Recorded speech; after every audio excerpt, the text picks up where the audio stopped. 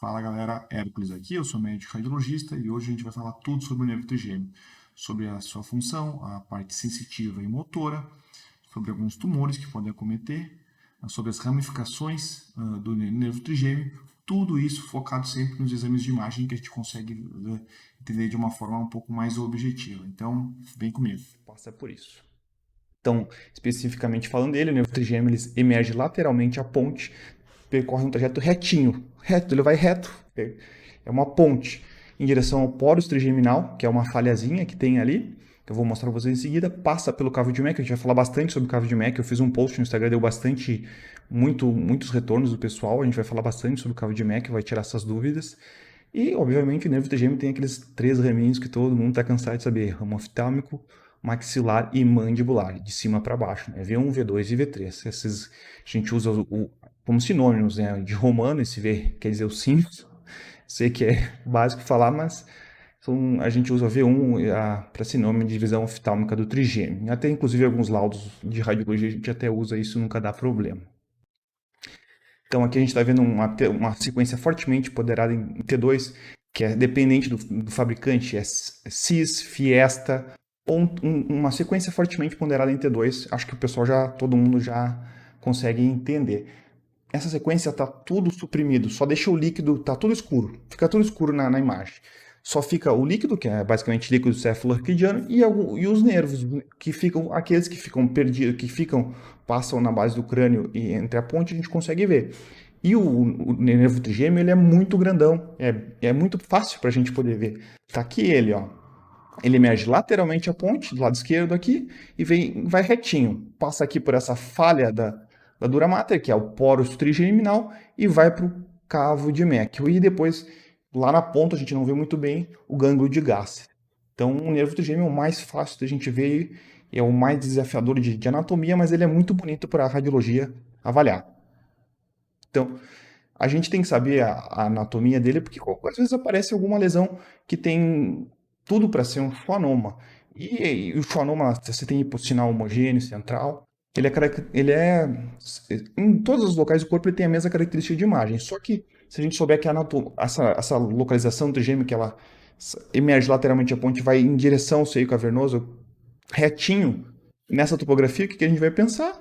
Schwannoma do trigêmeo.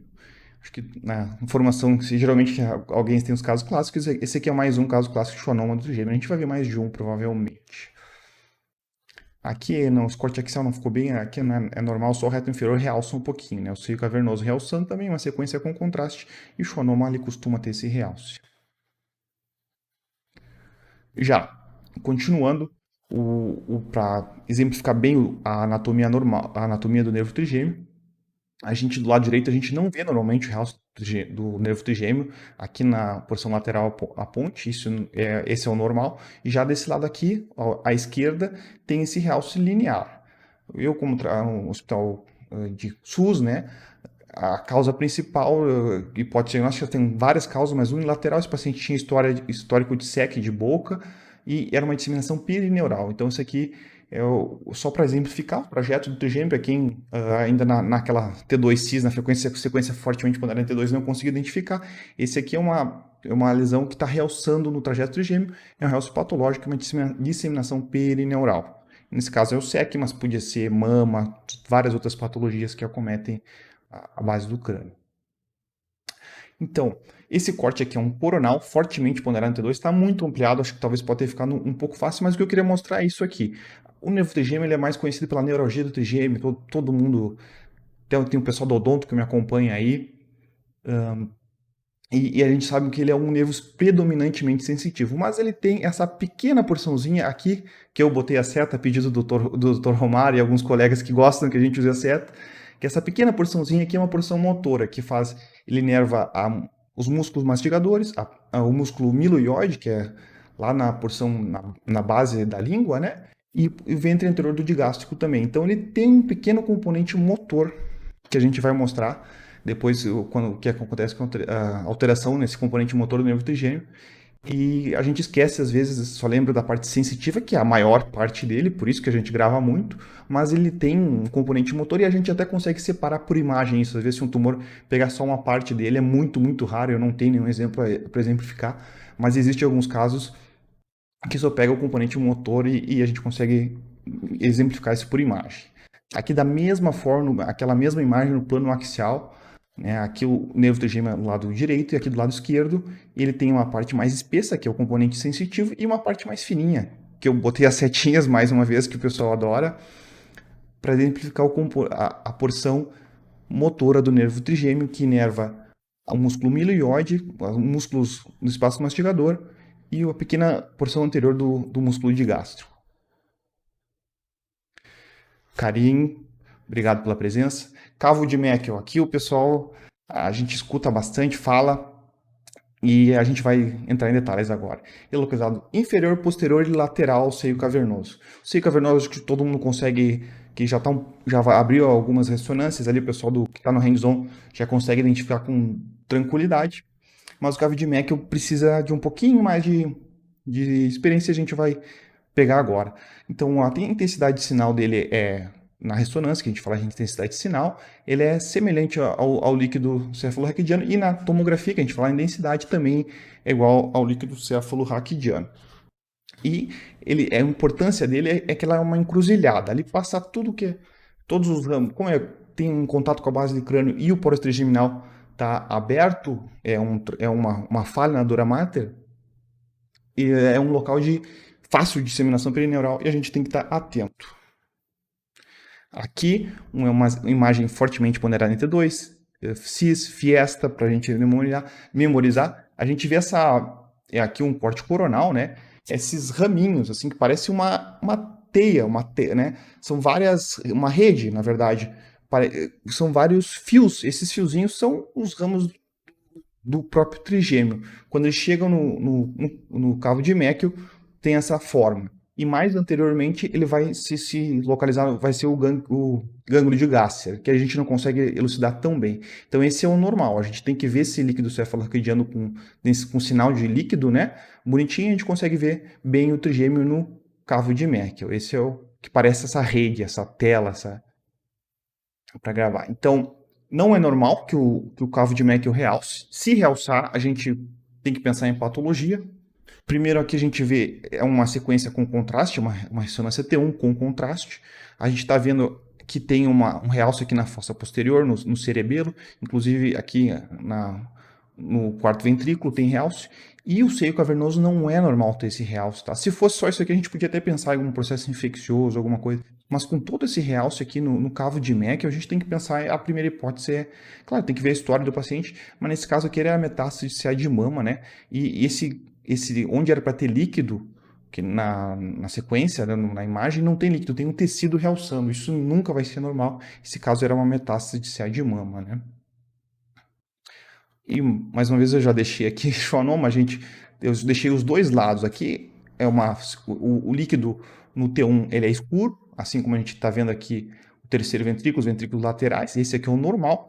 E esse do cavo de Meckel do lado esquerdo também é normal. Já do lado direito a gente vê que tem uma lesão com hipossinal, mas com realce periférico e homogêneo. No local do trigêmeo é o schwannoma cavo de Meckel, né? Bem característico. Também a gente acaba deduzindo pela localização e pelo aspecto de imagem. A clínica também ajuda bastante. Mais uma vez aqui, esse paciente, onde era para ter o cavo de Meckel, era para ter um sinal igual do líquido. Aqui está o líquido, aqui a gente está na base do crânio, né, na cisterna interpeduncular está aqui, e esse sinal do cavo de Meckel era para ser o mesmo sinal, e não está. Aqui a gente está vendo alguma coisa realçando, um tecido realçando, isso não é normal. E nesse caso aqui, era o camaleão da radiologia oftalmológica. Acho que o pessoal já vai saber isso, que parece qualquer coisa. Eu particularmente, tenho muita dificuldade de dar o diagnóstico. Todos os colegas que têm experiência também têm, que é a sarcoidose, né? Ela se manifesta como qualquer forma na órbita e inclusive no encéfalo também. A gente pode sempre dar um chute e pensar em sarcoidose, mas acertar mesmo com especificidade eu tenho muita dificuldade. Existem alguns sinais, no hands-on a gente entra em detalhes um pouquinho mais, mas a soroquidose é sempre um desafio. E ela acaba por acometer o cavo de Meckel também. Lá, bom fim, boa noite. Quem quiser deixando alguma dúvida, a Renata me deu retorno aqui, eu também não tinha dado oi. Quem quiser deixando alguma dúvida, pode deixar ou pelo Instagram ali que eu respondo depois, pessoal. Então, continuando o nervo trigêmeo, repetindo, a gente tem a porção maior dele, é a inervação sensorial para a face, dividida em três ramos, oftálmico, V1, maxilar V2 e mandibular V3, e também tem uma função no músculo mastigador, no músculo milioide e ventre de gasto, que é alguma coisa na orelha que o pessoal da otorrino, não sei se tem algum aí, pode se manifestar, pode explicar melhor do que eu, mas eu não vou entrar em detalhes, que é um nervo um pouco complexo, mas apaixonante. Então, o ramo oftálmico V1, ele é assim que sai do seio cavernoso, ele vai para a fissura orbitária superior e depois percorre um trajeto retilíneo e linear entre o teto orbitário e o músculo reto superior, que tem gente que chama de forame orbitário, mas não chega a ser um forame propriamente dito, mas ele tem que saber, pelo menos o radiologista ou quem está avaliando, que ele fica entre o reto superior e o teto da órbita. Por que, que a gente tem que saber por isso? Que nada pode realçar nisso, como nesse caso aqui, a gente via a divisão oftálmica do trigêmeo, normalmente a gente não consegue ver, mas a gente teve esse caso que eu vou mostrar a seta em seguida. Acho que talvez se tiver algum colega bem avançado aí, ou alguém que já viu o hands-on de radiologia oftalmológica vai conseguir detectar a alteração de um paciente que tinha alteração da sensibilidade do lado esquerdo e ele já tinha operado um carcinoma adenoide cístico de glândula lacrimal. A gente nunca vai ver esse realce na divisão oftálmica do trigêmeo, na divisão V1 do trigêmeo, que nesse caso aqui é mais o ramo frontal, que é uma subdivisão do V1, né? Então é uma dimensão perineural frontal do V1 nessa topografia. Esse realce aqui não é normal, a gente pode ver que desse lado não tem. E aqui é um realce nodular, né? Inclusive os colegas conseguem até biopsiar, né, esse local. E a gente tem que saber, tem que procurar ali, sempre que o paciente tiver alguma alteração nessas divisões sensitivas do trigêmeo, para chegar ao diagnóstico, né? Nesse caso, muda totalmente a abordagem dos colegas. E os colegas também têm que nos avisar, porque alguns casos não são relatados que tem que nos ajudar a gente pensar nesse diagnóstico. É um diagnóstico tão difícil, mas esse corte coronal é bem claro. Então, continuando na divisão maxilar do trigêmeo, ele sai do seio cavernoso também, e depois ele desce um pouquinho retinho, ele é um pouquinho para baixo, para o forame redondo, que eu vou entrar em detalhes em seguida para mostrar mais o oval. O redondo acho que eu não vou conseguir mostrar hoje, mas desce para o forame redondo, depois vai para a fissura orbitária superior, canal infraorbitário isso é importante, que ele vai para a porção superior da fossa pterigo-palatina, ele vai para a fossa pterigo-palatina, mas ele não termina lá na fossa pterigo-palatina, ele vai um pouco acima da fossa pterigo-palatina. E isso é bem importante, eu vou mostrar agora por quê. Ele tem algumas fibras sensitivas que descem para baixo, né, mas não termina na fossa pterigo-palatina. E o canal infraorbitário é bem fácil de ver na tomografia, o pessoal já tem bastante experiência, eu acho que é bem tranquilo. Mas essa questão que ele termina um pouquinho acima da fossa pterigo-palatina é um pouquinho mais complicado, mas ela nos ajuda muito nessa imagem aqui, que a gente está vendo uma tomografia sem contraste coronal com filtro ósseo, que está o 6 fenóide do lado direito e 6 fenóide do lado esquerdo. Clinoide anterior, canal óptico do lado esquerdo, e tem essas duas estruturas arredondadas, que são meio irmãzinhas. A gente não sei qual que é redondo, qual que é o canal do vidiano, né? O vidiano também hoje o termo mais correto seria canal do pterigoide. Então, esse corte coronal cai pelo menos nas provas de radiologia, acho que da CBR, talvez, não sei se cai na de oftalmo, mas para a gente gravar isso, a gente tem que saber que o V2, ele vai um pouquinho adiante, já o canal do vidiano, ele termina ali na fossa pterigo-palatina, então o mais inferior mesmo é o vidiano, e acima é o V2, porque o V2 do trigêmeo, ele termina acima da fossa pterigo-palatina, então é mais fácil da gente acaba gravando assim, né? Então, e essa pneumatização um pouco assimétrica aqui, que é o processo pterigoide esquerdo está um pouquinho mais pneumatizado que o direito, é uma variante da normalidade normal, e a gente consegue ver aqui o canal do vidiano e o forame redondo do lado esquerdo. Já no plano axial, Eu só para quem ali, o pessoal da rádio ou até o pessoal da oftalmologia, que tem um pouco, forame redondo, forame espinhoso, tem um pouquinho de dúvida, e eu vou aqui mostrar o forame oval. O oval mais inferior, eu vou, talvez, o jeito que eu gravei, eu tenho até um pouco vergonha de falar, mas eu vou compartilhar que a galinha solta ovo por baixo. Então, o forame oval é o V3, é o mais inferior. Pronto, esse a gente já sabe. Então, mas ainda para identificar a imagem, a gente tem que pensar num sapato, que aqui parece um sapato e do desse lado esquerdo do lado direito talvez está um pouquinho mais difícil, mas aqui parece um sapato, tem alguma estrutura. Eu peguei um exame de hoje mesmo para exemplificar como é que a gente faz. Qual que é o forame oval e qual que é o forame espinhoso. Aqui como é que a gente faz? Tem que pensar num sapato.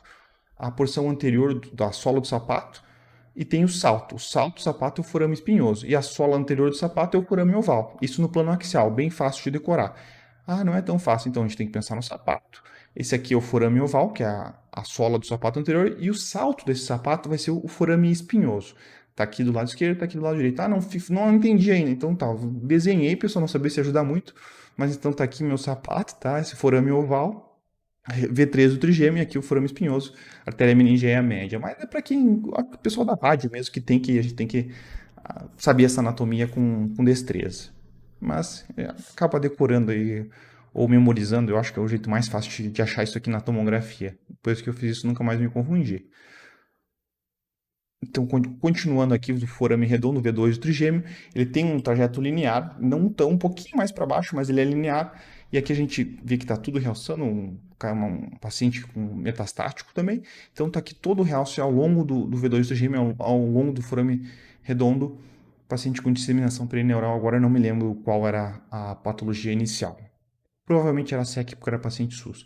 Mas enfim, divisão mandibular do trigêmeo, o V3, ela, como eu falei, vem lá do seio cavernoso, desce para fossa fissura orbitária inferior e vai para abaixo do forame oval, fissura orbitária inferior, e tem na fossa infratemporal ela se divide em dois ramos, nervo aurículo temporal e nervo alveolar inferior. Nervo alveolar inferior ele se dissemina para o canal, se dispersa para o canal da mandíbula, ao longo da mandíbula, mais importante talvez para o pessoal da cabeça e pescoço e dos odontistas, né? Não vou entrar em detalhes, que ele vai basicamente para o canal mandibular, importante para a disseminação perineural de neoplasias ali, mas o nervo aurículo temporal tem muita importância para a gente aqui.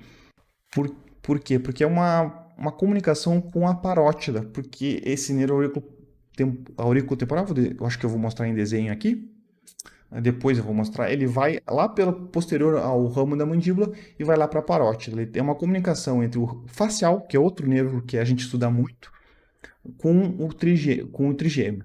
E esse nervo auricular temporal é uma rota alternativa de disseminação perineural, tanto da mandíbula quanto para a base do crânio. Eu vou entrar em detalhes em seguida. Continuando o forame oval, a gente tem que saber que existe um plexo pterigóide que realça, isso é normal. O nervo em si não realça. Aqui a gente está naquele forame oval, na porção anterior do sapato que eu mostrei antes na tomografia. E esse aqui é o lado normal, à esquerda, tá? Esse plexo pterigóide venoso, ele realça, isso não é patológico. Ele tem estruturas venosas que realçam, sempre vai ter. Aqui é um T1 com contraste, que é ventrículo lateral direito, esquerdo, cerebral média. E tem realce, a gente está vendo que está realçando aqui. E o nervo em si, que está esse pretinho aqui, ó, ele não realça. A porção central do nervo trigêmeo oval, e a gente tem que ver isso aqui normal para saber que ele está normal. Mas o plexo venoso pterigóide, ele realça. Já desse lado direito, a gente não está vendo, eu não consigo separar esse nervo escuro. O nervo normal, ele não realça, eu não consigo ver. Então aqui a gente está vendo uma disseminação perineural do forame oval. Então está realçando tudo esse realce, a gente vê que é muito assimétrico, né? Então uma disseminação perineural, várias causas, várias. Eu não vou entrar em detalhes qual é esse aqui, mas esse aqui é uma alteração perineural ao longo do V3 do trigêmeo envolvendo o forame oval. E o realce do plexo venoso pterigóide, ele pode confundir um pouquinho quem está começando, e a gente tem que saber que existe esse realce normal e comparar, né, se é assimétrico. Quando é assimétrico fica mais fácil, mas às vezes a alteração pode ser dos dois lados. Então, continuando em relação ao nervo aurículo temporal, ele inerva um pouquinho da porção da pele que fica aqui ao nível da parótida, né? Então, esse paciente tinha uma lesão nodular na parótida, que é uma adenoma pleomórfica, a lesão mais comum da parótida, e é um tumor maligno, né? E ele pode se disseminar para a base do crânio, mais comumente ao longo do forame estilomastoideu, e ele entra ali pela parótida, pelo facial, e vai para a base do crânio. Essa é a disseminação mais comum, mas o nervo auricular temporal ele é uma rota alternativa, infelizmente. Por quê? O nervo auricular temporal ele vem aqui do V3 do trigêmeo e vem posterior aqui ao ramo da mandíbula. A ramo da mandíbula é a porção que na tomografia fica reta, né? Então aqui está o ramo da mandíbula e a gente vê que tem uma área que está realçando, está branca, né? O realce fica branco na ressonância, que não tem no lado direito. E o paciente, aquele mesmo paciente, que é um controle depois, ele tinha uma disseminação da parótida lá para o V3 do trigêmeo. E o contrário também pode acontecer. Então, esse nervo auriculotemporal é uma disseminação perineural, é uma rota alternativa de disseminação perineural. A gente tem que saber que ele existe tanto da parótida para o espaço mastigador, como do espaço mastigador para a parótida e daí para a base do crânio, né? Acontece. Semana passada mesmo, eu estava em uma reunião, a gente teve um caso desse. Enfim, agora a atrofia por denervação do nervo trigêmeo, a gente tem que olhar aqui o espaço mastigador do lado direito, tá com os músculos têm um hipossinal homogêneo. Aqui é o ramo da mandíbula mais uma vez. E já do lado esquerdo a gente vê que a gordura está com hipersinal, um T2 sem supressão de gordura. E essa gordura está toda lipossubstituída, não tem nada inervando. Mostra aquele pequeno nervo, a porção motora do nervo trigêmeo que eu mostrei antes, como ele é importante para a gente. Que a lesão do nervo trigêmeo deixou essa atrofia por denervação do lado esquerdo do paciente. A gente vê que, acho que clinicamente é possível diagnosticar na tomografia, um pouquinho mais difícil, mas também, num caso avançado que nem esse, a gente consegue. Mas a ressonância é bem mais bonito de ver. Já eu vou mostrar outro caso aqui de denervação trigeminal. Mas a denervação trigeminal, tá meio estranho isso aqui, porque a gente vê que do lado esquerdo do paciente tem aquele plexo venoso pterigóide, está realçando, homogêneo. Já do lado direito, todos os músculos do paciente estão tudo realçando. E geralmente é caso oncológico. Será que isso não é um envolvimento perineural? Ou o próprio envolvimento do espaço mastigador pela lesão? Muito estranho, porque a gente vê o ramo da mandíbula do lado esquerdo preservado e aqui também. Isso acontece, às vezes, num caso pós-operatório imediato. A gente vai pensar em que denervação trigeminal aguda. Ela realça e confunde muito, pelo menos as primeiras vezes que eu vi, eu tomei um pouco, a gente fica um pouco assustado, mas isso pode ocorrer, às vezes, num procedimento cirúrgico, até num trauma, um trauma pode acontecer também, mas é mais comum em cirurgia, e a gente não pode se assustar, não pode pensar que isso aqui é disseminação ou envolvimento do espaço mastigador por qualquer lesão que for. Isso acontece, infelizmente, num evento cirúrgico adverso, né? E a gente tem que usar como macete ver que o espaço mastigador, que não destruiu nada, tá realçando tudo, mas aí primeira semana, segunda semana vai ter esse realce para alteração do próprio corpo se adaptando. Se você gostou desse vídeo, deixe seu comentário, o seu like ou compartilhe com seus amigos. Muito obrigado de novo.